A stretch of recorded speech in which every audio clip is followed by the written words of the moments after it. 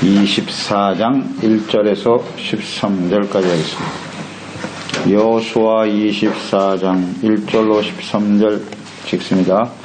여호수아가 이스라엘 모든 지파를 세겜에 모으고 이스라엘 장로들과 그들의 수령들과 재판장들과 관리들을 부르매 그들이 하나님 앞에 나와 선지라. 여호수아가 모든 백성에게 이르되 이스라엘의 하나님 여호와께서 이같이 말씀하시기를 옛적에 너의 조상들보다 아브라함의 아버지 나홀의 아버지 데라가 강저쪽에 거주하여 다른 신들을 섬겼으나 내가 너희 조상 아브라함을 강저쪽에서 이끌어내어 가나안 온 땅에 두루 행하게 하고 그의 씨를 번성하게 하려고 그에게 이삭을 주었으며 이삭에게는 야곱과 에서로 주었고 에서는 그에서는 소유로 주었으나 야곱과 그의 형들은 애굽으로 내려갔으므로 내가 모세와 아론을 보내었고 또 애굽의 재앙을 내렸나니 곧 내가 그들 가운데 행한 것과 같고 그 후에 너희를 인도하여 내어노라.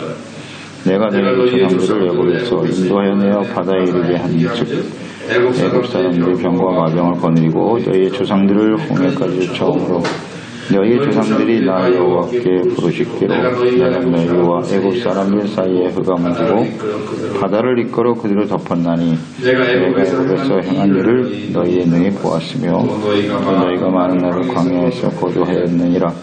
내가 또 너희를 인도하여 유단 저쪽에 거주하는 아모리 족속의 땅으로 들어가게 하네.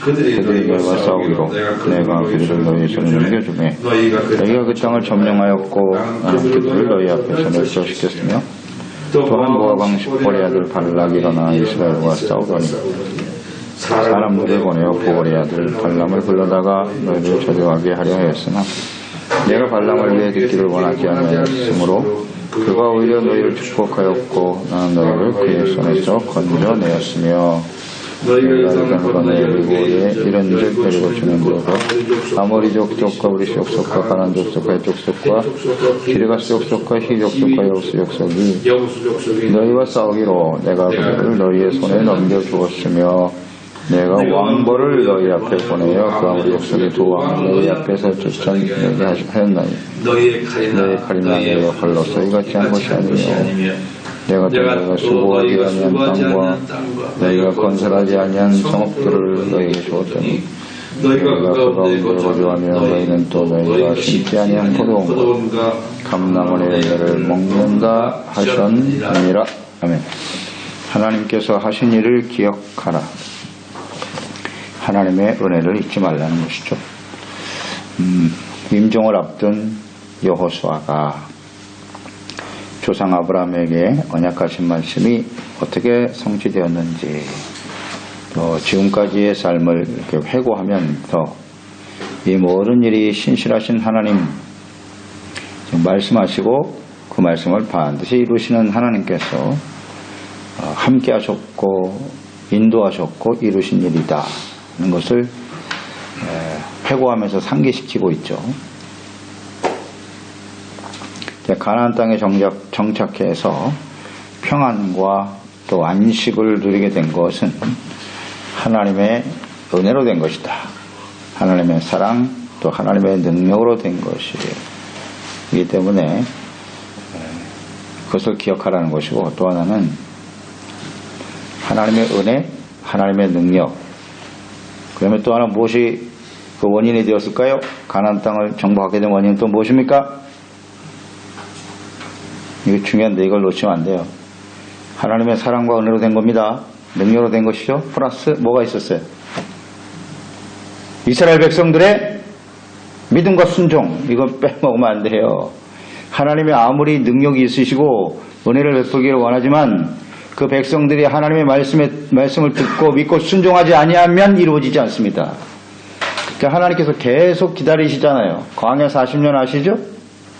왜 기다리셨는지, 왜 다 죽이셨는지 믿음과 순종이 없으면 안 돼요. 하나님의 계획과 능력, 그 다음에 하나님을 믿는 믿음과 순종이 하나가 될 때 하나님의 역사가 이루어지는 거예요. 아멘. 이걸 절대 놓치면 안 돼요. 그래서 여호수아 세대 사람들이 가장 순수한 믿음을 가진 사람들이에요. 너희가 오늘까지 한 것처럼만 하라 그랬어요. 네. 믿음과 순종이 있었기 때문에 여기까지 온 거예요. 그러니까 우리가 지금까지 살아온 것이 하나님의 은혜다라는 생각을 하게 되고요. 그러니까 이 은혜라는 사실이 이렇게 온전한 믿음과 순종을 가진 사람들이 아니면 잘 몰라요. 깨닫지 못해요. 깨닫지 못합니다. 참 인생이 복잡하거든요. 믿음과 순종으로 삶을 살지 못하면 하나님의 역사가 계속해서 일어날 수 없기 때문에 많은 실패와 절망과 고통의 시간을 지나야 하죠. 그러나 하나님 앞에 온전한 믿음과 순종을 가진 사람들은요, 비록 대적들이 있고 어려움이 있지만 그곳에서 역사하시는 하나님을 보게 돼요. 하나님을 우리는 만나게 된다고요. 그의 고통과 시련이 있지만은 절망이나 낙심과 좌절의 시간이 아니라고요. 온전한 믿음을 가진 사람들에게 오히려 큰 하나님의 역사를 보는 시간이 됩니다. 그러니까 이것을 지금 깨우쳐 주려고 하는 거예요. 이 여호수아가 임종 직전에 이제 마지막으로 하나님의 백성들에게 이걸 상기시켜 주면서 앞으로의 삶도 그와 같이 되기를 원한다. 하나님은 어떤 분이시고 우리는 어떤 모습으로 살아가야 하는가. 이 두 가지를 강조하려고 하는 겁니다. 어떻게 보면 우리 그리스도인의 삶, 하나님의 자녀의 삶은 아주 단순한 거예요.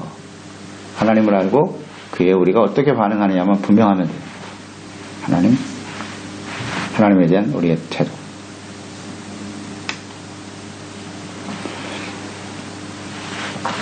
하나님의 말씀을 전하는 형태로 나타나죠. 24장 여호수아가 이스라엘 모든 지파를 어디에 모으고 세겜에 모으고, 이 세겜이 또 중요한 지역 의미가 있어요. 왜 세겜에 모았을꼬? 마지막 유언을 남기는 자리인데요. 그 당시에 성막은 어디에 있었다? 실로에 있었다고 그랬잖아요. 실로에 하나님의 성막이 있었다고요. 그러면 실로에서 모여야 되는 거 아닐까? 마지막을 말씀을 증거하는 곳인데 세겜에 거하였어. 거기서 마지막 고별사를 했다. 세겜은 아주 중요한 의미가 있는 곳이에요. 그는 지금 하나님께서 말씀하신 그 약속이 어떻게 성취되었는가를 백성들에게 다시 회고시키려고 하는 것이거든요. 그렇다면 세겜처럼 좋은 장소가 없어요. 세겜은 어떤 곳이냐? 아브라함이 가나안 땅에 들어가서 제일 먼저 단을 쌓은 곳이에요. 창세기 12장 6절로 7절입니다. 창세기 12장 1절 아시죠? 하나님이 아브라함에게 언약을 하시는 내용이에요.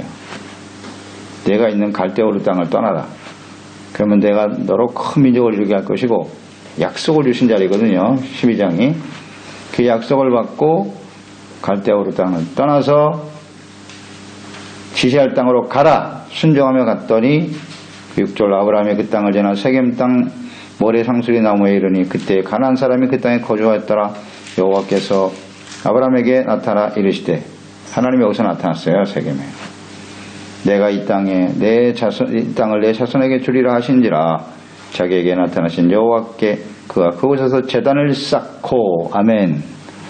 약속의 말씀 듣고 순종하여 가장 먼저 거한 곳이 세겜이에요. 세겜. 거기서 하나님이 나타나셨어요.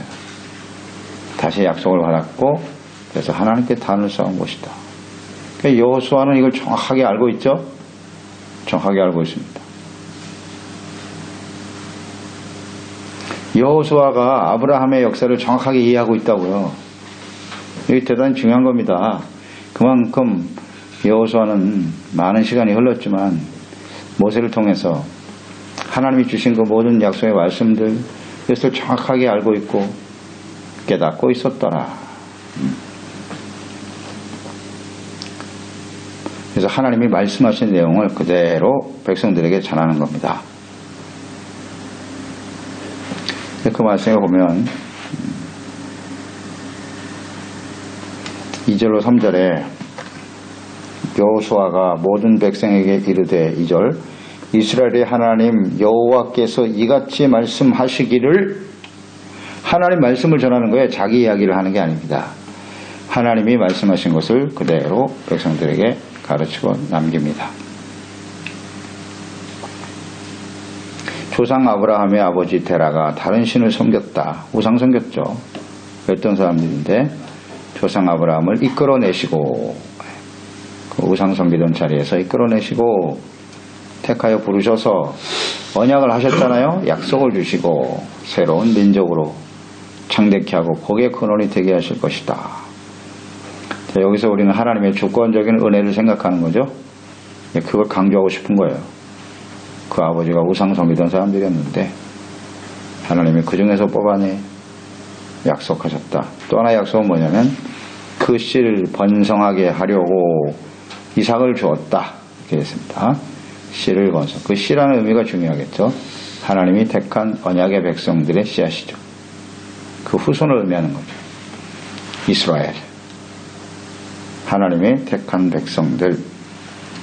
하나님을 경외하고 섬겨야 될 거룩한 백성들의 씨앗으로 이삭을 주셨다. 예, 하나님의 구속사가 이렇게 흘러간다는 걸 다시 한번 강조하는 거죠. 4절에 보면 에서와 야곱, 에서와 야곱에 대해서도 언급하고 있죠. 에서는 세일산에 거주하게 하셨고 세일산에서 계속 번성하게 되었죠. 그러나 야곱의 자손들은 이 하나님의 언약을 성취하기 위해서 요셉을 통해 애굽으로 내려가게 했어요. 하나님이 주신 것은 가나안 땅인데 에서는 세일산에, 야곱의 자손들은 애굽으로 내려갔더라. 네. 그 의미를 잘 생각해야 되겠죠. 애굽으로 내려가게 하신 이유는 뭐죠? 이스라엘 백성들을 번성하게 하려고. 번성. 하나님의 약속이 이루어져야 되니까 그 많은 백성으로 힘을 키우는 거죠. 그래서 오랜 시간 동안 하나님께서 하나님의 백성들을 고센 지역에 몰아놓고 거기서 번성하게 하신 거예요. 그래서 가나안 땅을 정복하고 하나님의 나라를 세우기 위해서 준비시킨 거예요. 가나안 땅에서 할 수도 있었지만 하나님은 애굽에서 그들을 강성하게 하셨다. 먹이고 키우신 거죠. 그리고 이제 나중에는 고난과 핍박을 당하게 되죠. 고난과 핍박 중에 하나님이 어떻게 그들을 구원하시는가, 이 하나님을 알게 하려고, 구원하신 하나님을 알게 하려고 애굽으로 보내신 것입니다. 애굽으로 보내셨죠. 이때 하나님의 다 계획 속에서 이루어지는 것입니다. 그러니까 애굽에 살고 있는 하나님의 백성들, 아브라함에게 주셨던 가나안 땅의 약속 맞지가 않아요. 연결이 안 되는 것 같지 않습니까? 그렇지만 그곳에는 하나님의 분명한 뜻이 있었다. 이것을 우리는 잘 생각해야 돼요. 우리 인생도 여정을 한번 돌이켜보면 하나님의 약속, 축복의 약속들이 우리에게 분명히 있는데 우리의 삶의 현실은 그거와 동떨어진 것 같은, 전혀 연결성이 없는 것 같은 그런 삶을 살아가게 하실 때도 있단 말이죠. 그 이유가 뭐냐, 이런 걸 좀 잘 알아야 돼요. 하나님의 백성으로 잘 훈련되어서 하나님의 나라와 뜻을 세우기 위해 준비시키는 과정이다. 자, 에서와 야곱, 그들의 위치상으로 봤을 때는 그 하나님의 약속이 가나안 땅을 얻게 하시겠다는 하나님의 약속이 야곱보다는 에서가 더 가까운 것 같이 보이지 않습니까? 에서가 그 땅에 살고 있잖아요. 야곱은 애굽에 가서 살고 있고, 또 에서는 장자고, 정말 장자권을 하나님께서 에서에게 주셨는가? 위치상으로는 그게 보이지만 하나님의 뜻은 그렇지 않더라는 거, 잘 생각할 필요가 있고요. 또 애굽에서 행한 재앙, 이런 재앙을 다 보게 하시는 거예요. 애굽에서 살았기 때문에 강력한 바로 밑에서 그들이 다시 가나안 땅으로 돌아간다는 건 불가능이죠. 현실적으로 불가능한 일입니다. 그 불가능한 일을 가능하게 하시는 분이 하나님이다. 결국 이스라엘 백성들에게 그런 불가능한 상황 속에서 그들을 구원하심으로써 하나님이 어떤 분이신가, 전능하신 하나님이라는 사실을 알게 하기 위하여, 우리가 잘 알죠. 이스라엘 백성들에게만 알게 하는 게 아니에요. 애굽 사람도 알겠고 주변의 모든 가나안 사람들이 간접적으로 알게 하는 거예요. 하나님이 얼마나 놀라우신 분인가. 그러니까 모든 사람들에게 하나님을 알게 하시는 방법이 애굽에서 야곱의 자손들이 번성하게 되는 것이었다. 하나님은 다 계획을 갖고 계신 거예요. 하나님을 알게 하시려고 기적을 체험했습니다. 재앙. 애굽 사람들은 아주 뼈저리게 느꼈죠. 하나님이 어떤 분이신가. 그러나 문제는 그들은 하나님을 섬기지 않더라는 거예요. 가나안 족속들 역시 마찬가지죠. 기생 라합을 빼고는 그 하나님을 인정하고 믿으려고 하지 않았어요. 다 대적하고 일어나죠.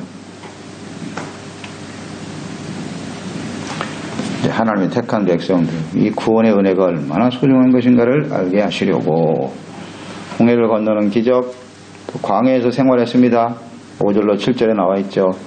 광야 생활은 연단이었죠. 불순종한 기성세대들은 다 그곳에서 죽었고,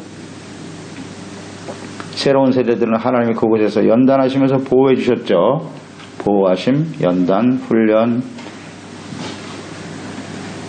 잘 아시죠?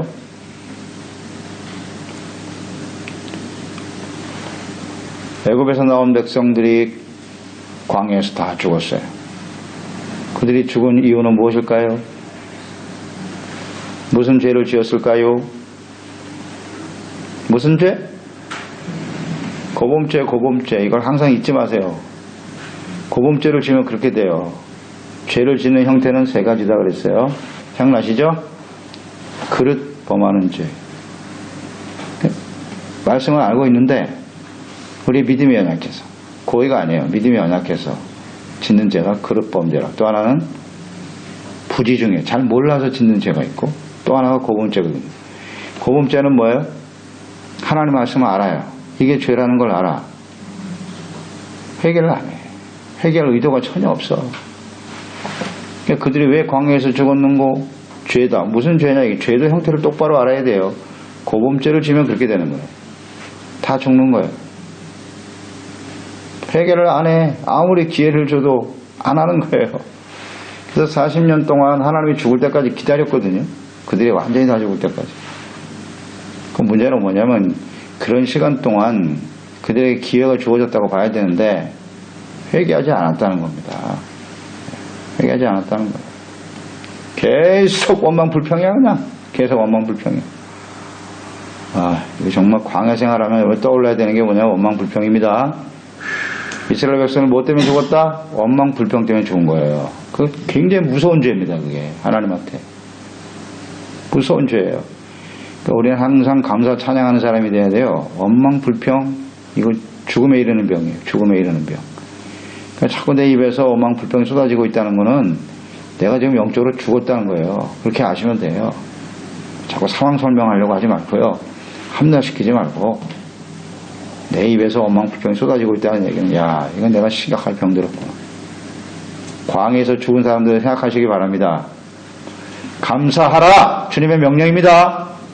감사하라는데 왜 원망불평하고 있어요? 지금 하나님 말씀을 정면으로 지금 내가 거역하고 있는 거잖아요. 그러면서 그게 정당하다고? 그게 맞다고요? 하나님은 감사라고 하셨으나 난 그럴 수가 없어요. 이런 게 고범죄예요. 이런 게 고범죄라고요.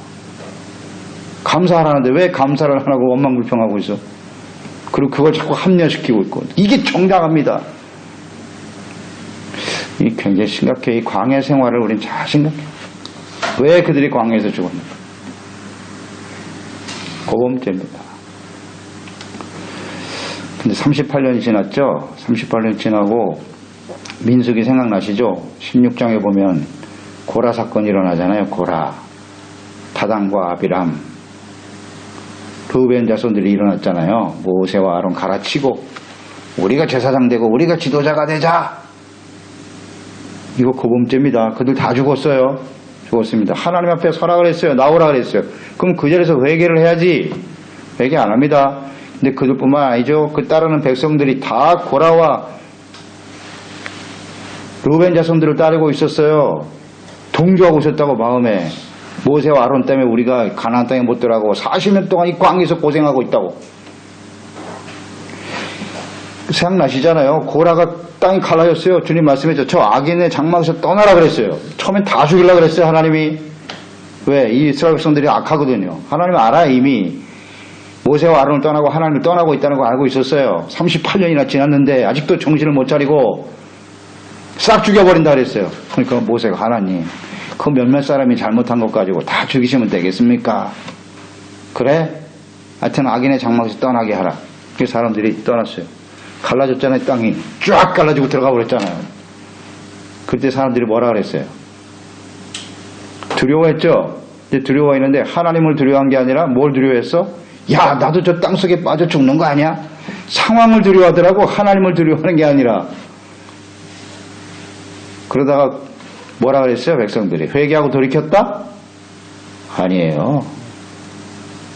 모세와 아론을 죽이려고 덤벼들잖아요. 당신들이 하나님의 백성을 죽였어. 야, 참. 이 하나님의 백성들이 회개를 안 해. 회개를 안 해. 그런 걸 눈으로 보면서도 그게 바로 고범죄입니다. 회개가 안 돼요. 그래서 어떻게 됐다? 연병이 시작됐잖아요. 하나님 재앙이 쏟아졌어요. 그래서 14,700명이 죽었는데 그것도 14,700명은 은혜로 산 거예요. 또 모세는 엎드려 하나님 아론에게 빨리 향을 들고 가서 속죄해라. 그렇지 않으면 저 사람들 다 죽게 생겼다. 그 향을 들고 선자와 죽은 자 사이에 섰을 때 연병이 그쳤더라. 모세와 아론 아니었으면 다 죽었습니다. 다 죽었어요. 무슨 의미인지 아시죠? 이 원망불평, 광야 생활을 절대 잊지 말아야 돼요. 원망불평은 죽음에 이르는 병이에요. 이건 하나님을 정말 멸시하고 무시하는 행위. 이거 잊지 마십시다. 아멘. 이건 암이에요. 암. 원망과 불평은 암덩어리입니다. 영적인 암이에요. 그걸 그대로 내버려두면 어떻게 되겠어요? 반드시 죽죠. 이걸 왜 모르지? 알아야 돼요. 하나님께 대한 믿음과 순종, 감사와 찬양, 이건 생명과 같은 거예요. 생명과 같은 거예요. 자꾸 상황 설명하지 말고 합리화시키지 말고 철저하게 하나님 앞에 이 부분을 내려놓지 않으면 안 됩니다. 8절 50절 요단 동편 땅을 차지하게 하셨죠. 아모리 족속 왕 시온 바산 옥을 진멸하게 하셨죠. 또 이스라엘 저주하려 동안 발람이 있었죠. 그 계획을 하나님 무산시켜버렸어요. 오히려 이스라엘을 축복하게 하셨죠. 그러니까 이 대적들로부터 지켜주셨다는 거예요. 하나님께서 승리하게 하셨다. 대적들과의 싸움, 이스라엘에게 위기죠. 그들과 싸움다는 건. 그렇지만 하나님께서는 그것을 전화위복이 되게 하셨다. 이분이 하나님이셨음을 다시 한번 생각하게 하는 겁니다. 또 11절에 보면 가나안 족속들이 연합하여 공격하게 하셨다. 그랬어요. 11절에 여부스 족속이 너희와 싸우기로 내가 그들을 너희 손에 넘겨주었으며 대적과의 싸웠죠. 돌이켜야 되는데 대적하거든요. 싸우게 하시니까 하나님이 이기게 하셨다. 대적들을 물리쳐 주신 하나님을 잊지 마라. 특히 12절 보시면 동편 땅 아모리 족속을 멸하실 때 내가 왕벌을 너희 앞에 보내어 아모리 족속의 두 왕을 너희 앞에서 쫓아내게 하였나니 너희의 칼이나 너희의 활로서 이같이 한 것이 아니며 이걸 잘 기억하라는 겁니다. 칼과 활로 그들을 물리친 게 아니라 왕벌, 말벌이죠. 말벌을 보냈어요. 하나님께서. 가장 효과적인 방법이에요. 손 안 대고 하나님께서 벌을 보냈어요. 아모리 족속들 장대합니다. 거인들이에요. 거인들. 거인이면 뭐해? 왕벌 하나에 꼼짝 못합니다. 어때요 여러분? 왕벌이 막 달려들면 어떻게 될 것 같습니까? 그러면 쏘여보신 분은 알겠죠. 벌집 건드리면 어떻게 되는 거예요? 싸움을 할 수가 없어요. 하나님의 방법이죠 이게. 칼과 활로 이긴 게 아니야. 왕벌 앞에 무너졌잖아요. 그런 거예요. 하나님의 능력으로 됐다는 거. 잊지 마라. 13절 마지막 절이 이제 의미가 있는 말씀이죠. 너희가 수고하지 아니한 땅과 너희가 건설하지 아니한 성읍을 너희에게 주었다. 너희가 그 가운데 거주하면서 너희는 또 너희가 심지 아니한 포도원과 감람원의 열매를 먹고 있지 않느냐. 이게 하나님의 은혜입니다. 그러니까 애굽에서 이스라엘 백성들이 애굽의 폭정 아래서 고통당하고 있을 때 하나님께서는 이스라엘 백성들이 거할 땅을 준비하고 계신 거예요. 가나안 땅에 성읍이 높고 그것 때문에 두려워했죠. 사실은 가나안 정탐꾼들이 가나안 땅 가서 너무 적과 꿀이 흐르는 땅이고 과일도 너무 좋은데 성업이 너무 높다는 거예요. 잘 준비되어 있다는 거예요, 그 사람들은. 근데 그걸 누굴 위해서 준비하신 거예요? 이스라엘 백성들이 그곳에 들어가 살도록 준비하신 거 아니에요. 그런데 이 바보들이 그걸 보고 두려워하고 있어. 자기들이 누리고 거기서 살게 될 것을 알지 못하고, 하나님의 정탐꾼을 보낸 목적은 바로 그것이었거든요. 야, 하나님이 우리를 위해서 완벽하게 준비해 놓으셨구나. 할렐루야. 이렇게 고백을 했어야지. 그걸 보고 두려워 떨고 있어요. 아이고, 참. 이 참 어리석잖아요. 이런 걸 우리 역사를 통해서 배워야 됩니다. 하나님은 의로운 사람들을 위해서, 때로는 악인이 형통하죠. 이 악한 자들이, 우상숭배하는 자들이 잘 준비돼요. 지금 광야 생활, 광야에서 고통당하는 만나만 먹고 있는 이스라엘 백성과 높은 성읍에서 또 좋은 땅에서 포도원에서 좋은 음식 먹고 살고 있는 가나안 족속들과를 비교해 보세요. 굉장히 열등한 사람들 같지 않습니까? 우리는 아무것도 없고, 야, 저들은 저렇게 좋은 곳에서 호요식하며 살고. 근데 그걸 누굴 위해서 준비하셨다? 하나님의 백성들을 위해서. 아멘. 이 하나님의 뜻이라는 거 잊지 마세요. 악한 자들이 형통하는 거 부러워할 거 없어요. 우리가 하나님 앞에 온전한 모습으로 하나님의 나라와 뜻을 이루기 위해서 온전한 믿음과 순종으로 정말 여호수아 세대와 같은 신실한 믿음으로 우리가 나간다면 그 모든 것은 다 우리를 위해서 주시는 거예요. 손으로 짓지도 않고. 이건 그대로 그냥 받게 하시잖아요. 그대로 받게 하시죠. 아, 할렐루야. 이게 하나님의 은혜입니다. 포도원, 감나원, 열매를 그대로 먹게 하시죠. 이게 하나님의 뜻입니다. 이건 분명합니다. 분명해요. 너무 악인의 형통 잘 되는 거 부러워하고 그걸 두려워할 필요도 없어요. 힘이 강해 보이지만 그게 다 우리 것이 되는 거예요. 하나님의 백성의 것이 되는 거. 그걸 위해서 준비하신 거예요. 준비하신 거. 그렇게 크게 애쓰고 노력할 필요 없어요. 하나님의 인도하심을 따라서 하나님의 나라와 뜻을 위해 온전히 순종하며 나가면 돼요. 우리를 두렵게 하는 상황이 벌어지거든 여호수아와 갈렙과 같이 고백해야 돼요. 그들은 우리의 밥이야. 그건 우리의 것이 될 거야. 이런 믿음의 사람이 돼야죠. 담대한 믿음의 사람들을 통해서 하나님의 함께 하시고 또 하나님의 승리와 역사를 이루어 가실 것입니다. 기도하겠습니다. 하나님 아버지, 오늘도 주님의 말씀을 묵상하면서 하나님께서 이스라엘 백성들과 함께 그 언약을 이루어 가시는 과정을 지금 회고하면서 여호수아가 하나님이 어떤 분이신가, 우리는 그 하나님 앞에 어떤 모습으로 살아가야 할 것인가에 대해서 아주 분명하고 확실하게 증거해주고 있네요. 이 하나님은 오늘도 살아계신 우리의 하나님이시죠. 예수 그리스도를 보내셔서 우리를 구원하신 하나님,